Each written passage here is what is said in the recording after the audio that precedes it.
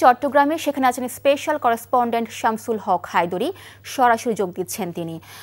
হায়দরি, আমরা যেমনটি জানলাম চট্টগ্রামে আজকে দ্বিতীয় দিনের মতো শুনানি শুরু হয়েছে, তো শুনানিতে কি কি বিষয় প্রাধান্য পাচ্ছে? হ্যাঁ মিলি, যেটা হচ্ছে আপনি যেটা বললেন যে গতকাল থেকে শুরু হয়েছে, আজকে সকাল 9:30 থেকে দ্বিতীয় দিনের মতো শুনানি শুরু হয়েছে। আমার পেছনে যেখানে কনফারেন্স হল, সেখানেই তদন্ত কর্মকর্তারা বসেছেন। জাতীয় নির্বাচন তদন্ত কমিশনের 5 জন সদস্য এখানে উপস্থিত আছেন এবং আমরা লক্ষ্য করলাম যে গতকালের পর আজকে যারা এসছেন তাদের মধ্যে উল্লেখযোগ্যদের মধ্যে চট্টগ্রামের 2024 সালে জেনে রিটার্নিং কর্মকর্তা ছিলেন তোফাইল ইসলাম, তিনি এসছেন। তিনি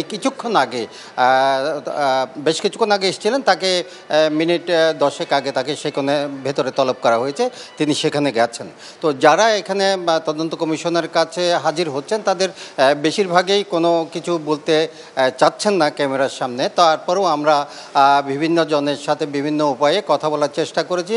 কিছুক্ষণ আগে একজন প্রার্থীকে আমরা পেয়েছিলাম, যিনি 2024 সালে নির্বাচনে প্রতিদ্বন্দ্বিতা করেছিলেন এবং তাকে সেখানে কি জিজ্ঞেস করা হয়েছে, কি বলেছেন, তিনিও বলতে চাচ্ছিলেন না।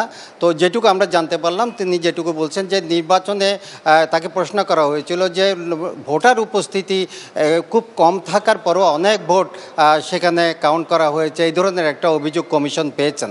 তো এই ব্যাপারে ওনার বক্তব্য কি, উনি বলেছেন যে মূলত খুব অল্প সংখ্যক মানুষ ভোট কেন্দ্রে গেছে 2024-এ, এবং কিন্তু ভোটের সংখ্যা হয়েছে অনেক। এটার কারণ হচ্ছে যে তৎকালীন ক্ষমতাসীন দলের যারা প্রার্থী ছিলেন তাদের কর্মীরা ভোট কেন্দ্র দখল করে সেখানে তারা ব্যাপক হারে সিল মেরে তারা ব্যালট পেপারের বাক্সে ঢুকিয়েছেন, এবং যে কারণে একটা বড় রকমের সংখ্যা তাদেরকে ভোটের ফলাফলের মধ্যে দেখানো গেছে। তো এইভাবে বিভিন্ন অনিয়ম, দুর্নীতি এবং যে কাজগুলো হয়েছে বিগত 3টি নির্বাচনে, সেগুলোর সম্পর্কে তদন্ত কমিশন বিস্তারিত জেনে আগামী জাতীয় নির্বাচন কীভাবে সুষ্ঠু, সুন্দর ও স্বচ্ছ করা যায় সে বিষয়ে উদ্যোগ নেবেন বলে আমরা জানতে পেরেছি।